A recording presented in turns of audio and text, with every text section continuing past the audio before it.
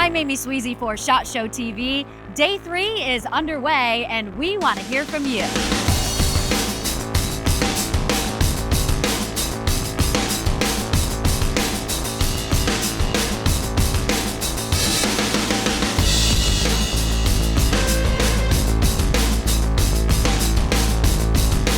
Don't forget to get involved with SHOT Show on social media. Use the hashtag SHOTShow and show us what products are catching your eye and the meaningful connections you're making here in Las Vegas.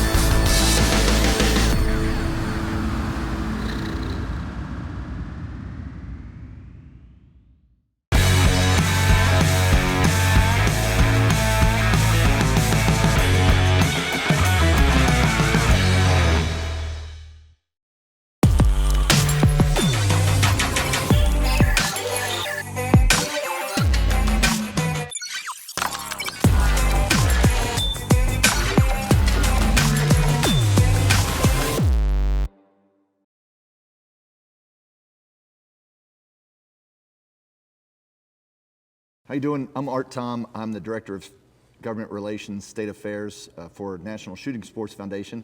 I'm here with our newly minted Attorney General, J.B. McCuskey of West Virginia. J.B., welcome. Thank you so much for coming out to SHOT Show. Thank you for taking the time to join our forum here in just a bit. And just wanted to sit down and talk to you a couple things about your feelings on the Attorney General's role in West Virginia and the firearms industry. One of the things that that we tried to get through last year and talked about was the Firearms Industry Non-Discrimination Act, right? The FIND Act. And similar to the legislation that we have on the ESG ban in West Virginia, this law would ban the state from having a contract with an entity that discriminates against the firearm industry strictly for that reason. Well, and so the reason why this is important and the reason why it's such a good idea is that we live in a country where the free market is supposed to rule. And the big banks and those in power in Washington have decided that the best way for them to thwart the firearms industry and the Second Amendment rights of not just West Virginians but Americans is to choke off their money. And their hope is that they can use the power that they derive not just from being super wealthy people, but from also having tentacles in Washington to prevent our firearms industries from being able to borrow money, to grow their businesses, and to provide the products that are being so amazingly shown here at SHOT Show. And we are ready. I have the great opportunity to follow Attorney General Morrisey, who was a staunch defender of the Second Amendment and one of our nation's leaders, I think, in promoting how attorney generals can defend the Second Amendment. And so I have a team of people in the office who are ready to go on day one if our legislature can't get that done, to start to find ways to do that through the federal courts. That's outstanding. In talking about your role as Attorney General and in West Virginia, certainly you recall West Virginia passed the merchant category code ban in West Virginia last year, the MCC ban as it's generically called. And for those that aren't familiar with that, typically we like the MCC codes, right? That gets us our Cabela's points, maybe get a new firearm from spending a lot of money at a retailer like that. But in this circumstance, because the anti-gun left could not get through legislatively their restrictions, they decided to get the banks and force the credit card companies to now start to track all of your firearms and ammunition purchases. And then if somehow, some way, they decide that it's a shady purchase, they could turn that information, all of your information, over to the government. The problem being is that it doesn't tell you exactly if you bought a firearm. It just says you bought something in that store. It could have been a tent, it could have been a sleeping bag, who knows. But as Attorney General, some of that will come to you if there's a problem? So it's interesting. I used to be the state auditor. Just 10 days ago, I was the state auditor. But I managed almost $3 billion worth of credit card transactions for the state of West Virginia. And so we used MCC codes to find fraud. We used MCC codes to find instances where state or local officials were using their credit cards for their own personal benefit. So they do have an enormous use case. The problem isn't necessarily that the credit card companies are using the MCCs. The problem is that they're giving them to the government. And what the idea here is they're going to start to say, well, you have too many guns, or you shouldn't have been able to buy that many guns in that many months, right? This is another sort of backdoor way for those who wish to infringe on the Second Amendment and the rights of everyone who wants to exercise it through technology and through big banks and through the sort of corporate wokeness that we've seen over the last 7 years or so that we believe is probably hopefully ending as of Monday. But the real problem is that there is an inherent privacy in your ownership of firearms. And this is really starting to blur the lines between what are you allowed to do in private without everyone knowing and what you can't. Because what we know is that there's a lot of people in this world who thinks you shouldn't have any guns, and let alone more than one. You're absolutely right. General McCuskey, we appreciate you being here. We're excited to have you in West Virginia. It's going to be a great time for the state. Hopefully it's going to be a great time here at SHOT with you, and look forward to seeing you in the years to come. Well, and I can't tell you how much I appreciate you and NSSF having me out. It really is just an unbelievable event. And when you come from West Virginia, firearms are a way of life. It's not just a hobby. It's not just an activity. It is something that is part of the fabric of many of our families. It's part of the father-son, father-daughter relationship as people grow up. And I have the best clients and the best constituents in the world, especially when it comes to Second Amendment issues. And I'm just excited to be here, learn everything I can so that I can go back to the office and be an incredible advocate for the people here. Absolutely. Well, I'm one of those constituents. You're my Attorney General, yeah. And I'm proud of that. Thank you again, sir. Thank you, Art. Appreciate you, my friend.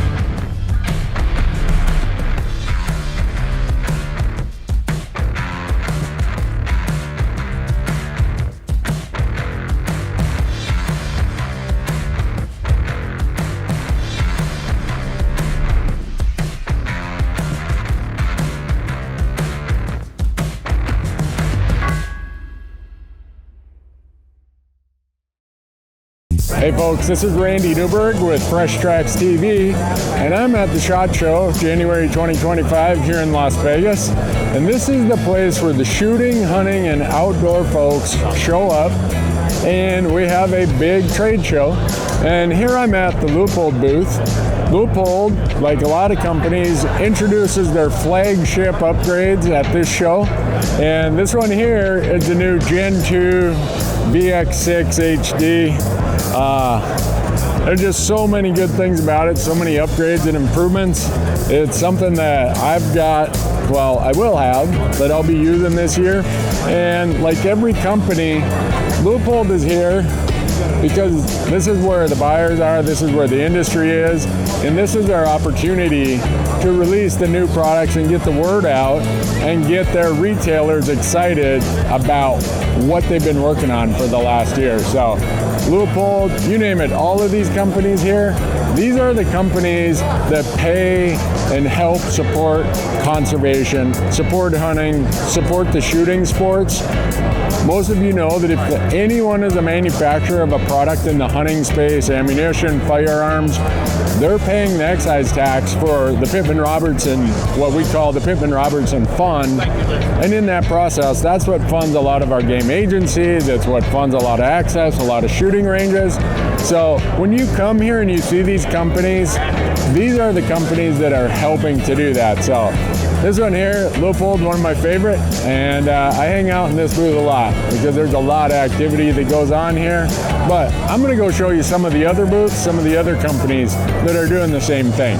Well, here I am at the SHOT Show 2025.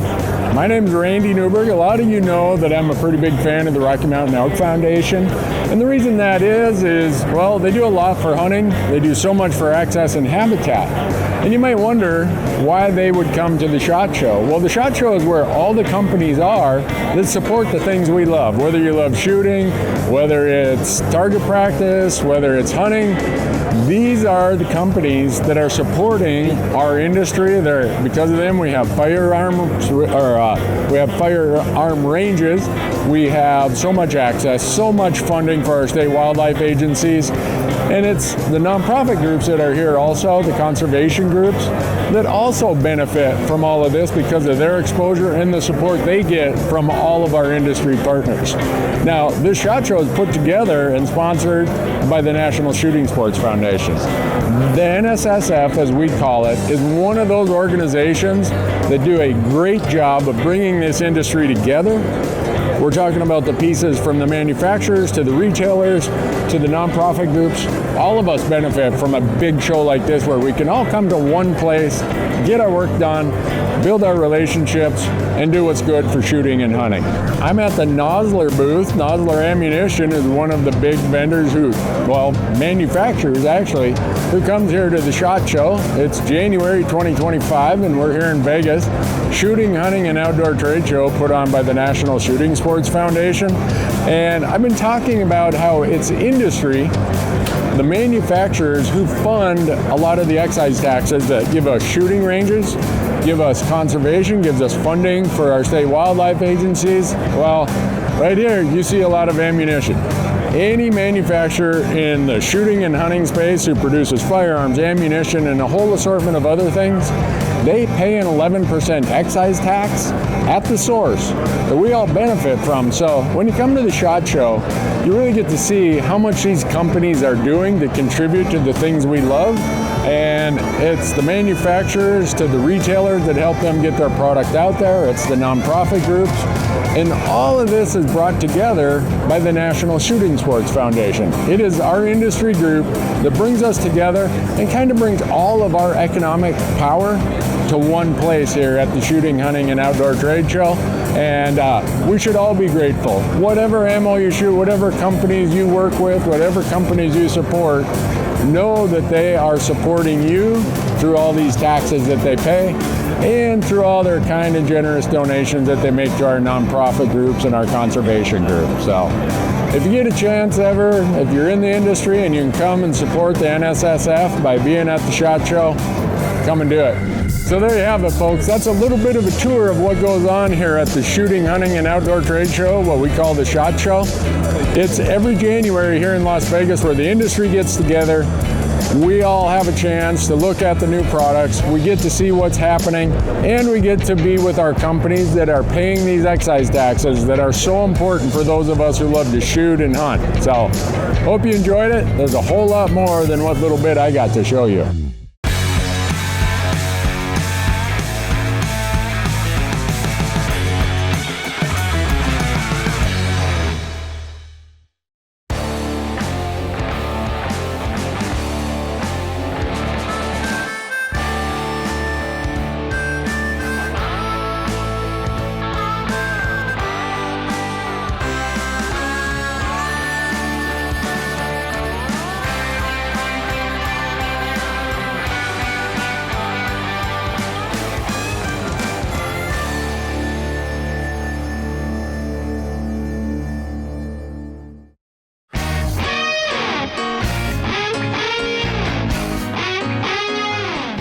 Well, I actually came because I am in law enforcement and my husband has been coming for years. And so this year I actually jumped on board and decided to come out. I just wanted to be more knowledgeable. So walking around, talking to the vendors, finding out, the different products that are out there has been very eye-opening to me. So yeah, it's actually been a great opportunity for us to deepen a lot of relationships that we've already started to build and build a lot of new relationships that we've wanted to. And instead of taking, weeks or months of back and forth with phone and email, you're able to make a lot of progress in such a short amount of time. So it's a huge value add with us, and also allows our customers to connect with us as well. so much information, it's hard to process. But I definitely think a lot of the vendors are extremely helpful. I'm new in the business, so getting their insight and help has been awesome for me. So just learning a lot and taking as much information as I can.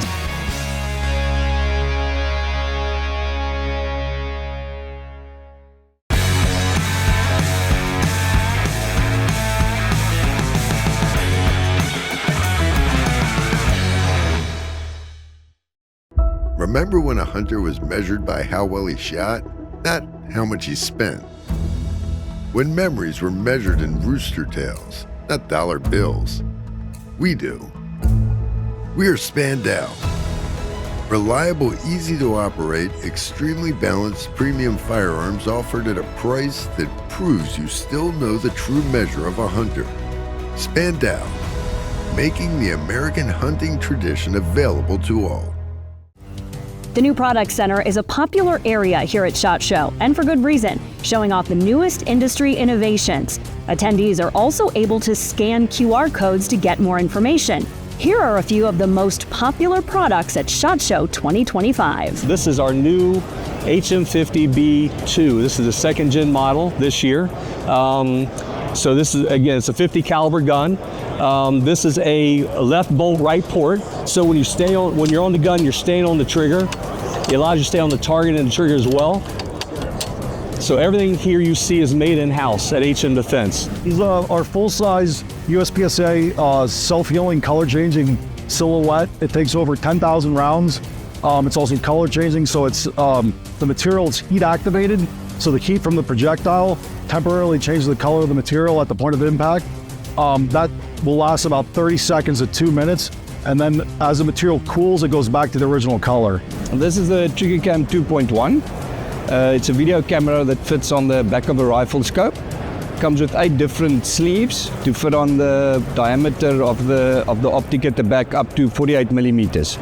It's got a built-in SD card, removable up to 128 gigs. And it's got its own Wi-Fi connection, which you can live stream to your phone. So whatever you see through the scope, somebody standing next to you can also see that. The law enforcement section is one of the fastest growing here at SHOT Show. Here you can find the latest gear designed to aid and protect law enforcement professionals and military members. There's a demand for not only the solutions in this room, but also the integration of these tools that are here into the work that they're doing. And so it's a place that they can come and see what's available, to know what to take back home to make them safer in what they do. This industry is very, very strong right now, and it's adapting to current affairs and what's going on in the country. This section started more than 20 years ago, covering 7,000 square feet. Today, it covers more than 170,000. Of course, none of this would be possible without the National Shooting Sports Foundation. Every year, the NSSF funds programs and services helping promote, protect, and preserve the shooting, hunting, and outdoor industry. Membership also helps fuel our programs through real solutions for safer communities. Programs like Don't Lie for the Other Guy that help prevent straw purchases in retail stores. Operation Secure Store, which provides FFLs with resources to help them better plan store security practices. There's also Project Child Safe, which helps distribute gun locks across America to make sure that firearms that are not being used are locked or stored safely away and can't be accessed by people who shouldn't have access to them.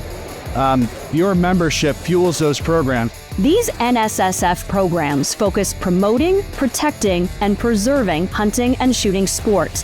For more information on these programs and the NSSF membership, head to the NSSF website.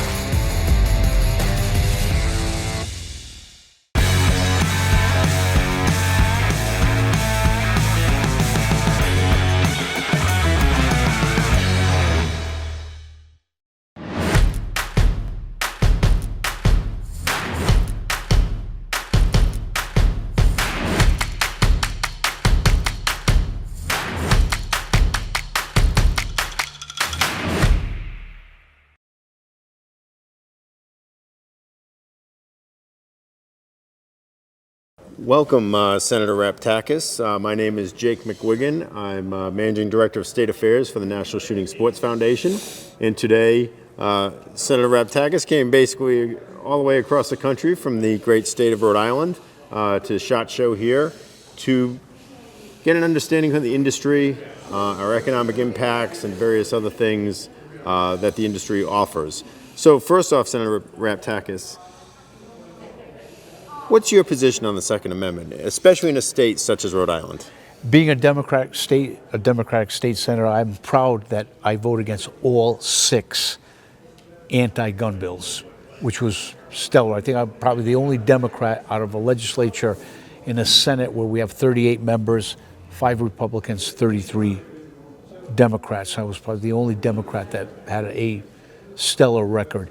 And being here, I think, is most important, especially listening to 6 governors earlier here today, how important the Second Amendment rights are and what it means to all of us as our safety as a public citizen for those rights to be taken away.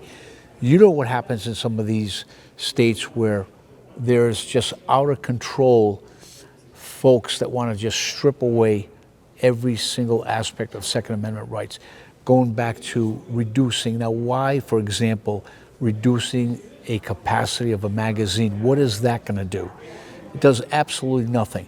And what really bothers me is a lot of times we say, if you want gun control, you have to have crime control. They don't even want to have crime control.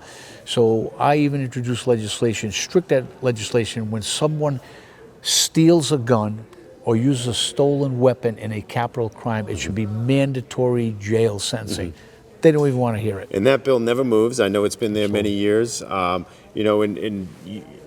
They don't want to focus on the individual, right? They want to focus on the actual item as opposed to those that are using it for the commission of a crime. So this year in the legislative session in Rhode Island, I believe there was a little bit of a maneuver made by Governor McKee with placing what we'd call a quote-unquote assault weapon ban in the budget. How do you feel about that, and what do you think the options are? That makes absolutely no sense because I'm on the Judiciary Committee. Most legislation goes in front of the House Judiciary Committee and the Senate Judiciary Committee. It has to pass both chambers and then go to the governor for a signature. This is absolutely ridiculous to put it in the state budget because they know, the individuals, the gun advocates know that, the anti-gun advocates, I should say, they know that a lot of folks will not vote against the budget. But let me tell you something, this is coming to a point where it's getting to be ridiculous, silly season. Have the bill, have a hearing on its merits, up or down in committee. Senate President is saying that if it doesn't pass committee, he'll withdraw the budget article against banning assault rifles. And now what do we say? What is an assault rifle? And I get very agitated where in Rhode Island, we've had no one that was killed by a AR-15, a common gun that is used by all individuals, sportsmen, sportswomen, whatever, but yet they classify that as an assault weapon. An assault weapon to me is a AK-47, an M16, but here's the issue. Fully automatic. Exactly, fully automatic. But what gets me is in Rhode Island, the last 5 years, we've had over 25 people, individual citizens, that have died due to drunk drivers. And what are drunk drivers using? An automobile. Now, can I classify that as an assault weapon? Of course. We've had 25 people that have died on average every year for the last 5 years due to negligence of some individual driving a vehicle, and I want to classify that as an assault weapon if I want to, but yet not one person has been killed using an AR-15 or the type of weapons that we see here, guns that we see at these shows that are used for sportsman activities, for gun enthusiasts. They just cross that line. What's interesting, and I think it almost goes back to the quote-unquote high-capacity magazine ban in Rhode Island, is that essentially they pass it, they have their press release, they have their press conference, we're going to make Rhode Islanders safer with this bill, yet there's almost zero enforcement. Correct. Nobody turned in any magazines. Correct. And they're not prosecuting anyone in this. So what was the point of it in the first place? It's absolutely was ridiculous. You don't go after the criminals, but you go after law-abiding citizens. That's what bothers me tremendously. And that's why I feel that we should always support our Second Amendment rights. And these advocates are just whatever they see, they'll push it in front of the assembly and voice their strong opposition against it. I think this is the year that we draw the red line, especially on an assault weapon ban, especially this ridiculous assault weapon ban. How they classify it, we don't know. But it's a shame that when you see today 6 governors from 6 Western states that are advocating the protection of our Second Amendment rights. And here's the issue. Those states probably have low crime rates.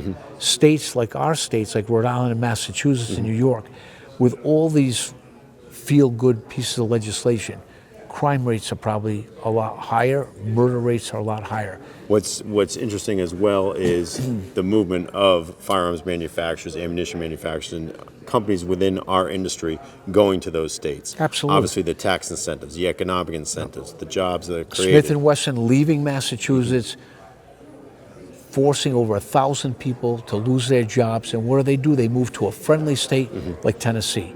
And you see how many hundreds of companies have located to Second Amendment friendly states, which I think is very important. And they don't get it because it's an economic engine for employment for a lot of states. But again, we have an erosion where we don't care about Second Amendment rights. We don't care about law-abiding citizens that own guns, weapons, but especially when they don't go after criminals that use guns to kill illegally, to force mandatory jail time. And that's the bottom line, which really, it's an upside down world when you look at some of these states, mostly blue states. Yes. Well, Senator Reptakis, I appreciate you making the trip out to SHOT Show again. Thank you. Senator Reptakis from Rhode Island, a Democratic state senator. Not as many out here as you would expect. Exactly. But we appreciate your time today. So thank you, Senator. My pleasure being here. Thank you.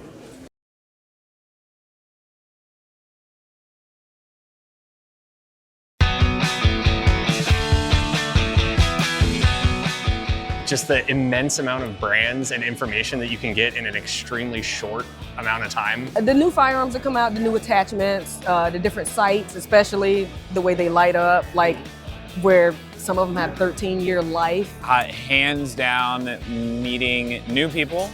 I haven't even really scratched the surface of products, and also people that I already had met at previous conventions and just going back and touching base with them. We get to see all the new firearms that are not out yet. All the different products and seeing how they can relate and work with my industry, but then also just the conversations with a lot of people. You really get a sense of kind of what's working for them, what's not working.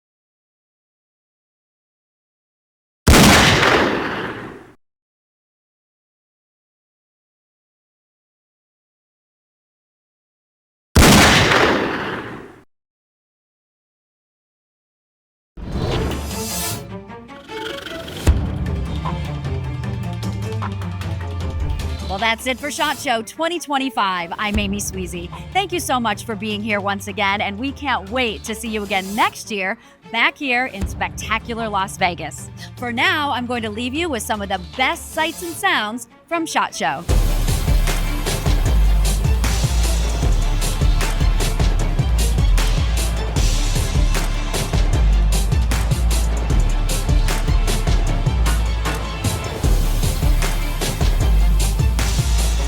We have Travis Pastrana here. Let's go see what he's doing.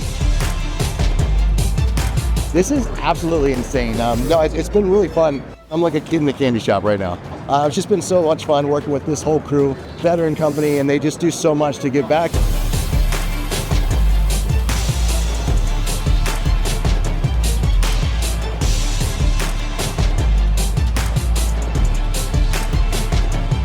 We all hold a piece of a puzzle, but we don't know what each other is holding until we get together. So when we come out here, it re-inspires us to make sure our voices are heard in the 2A community and make sure we're not losing any rights.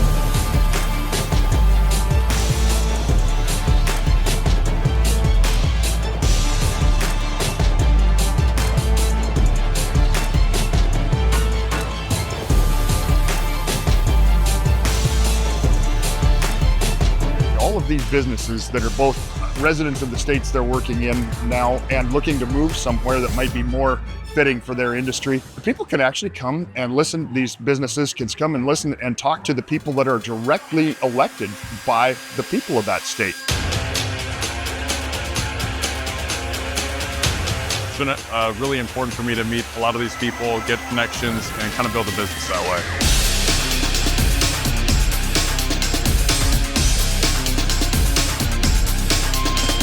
It allows me to take different classes, grab more information that we can utilize, like for marketing, to understand some of the laws and changes that's coming down the pipeline so that I'm aware, so that I can keep my staff, my employees aware, and then also educate and inform our customers.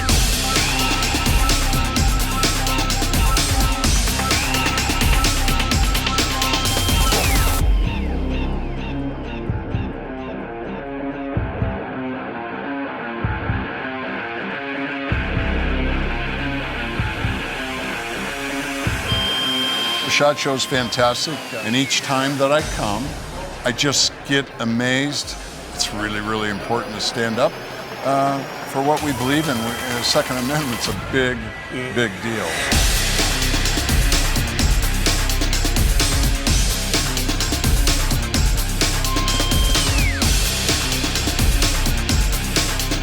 I would just say it's been a really cool experience. I'm impressed with the vastness and just how many different people and companies are here. This is up there in terms of attendance and overall productivity that I've seen. So it's been a really cool experience.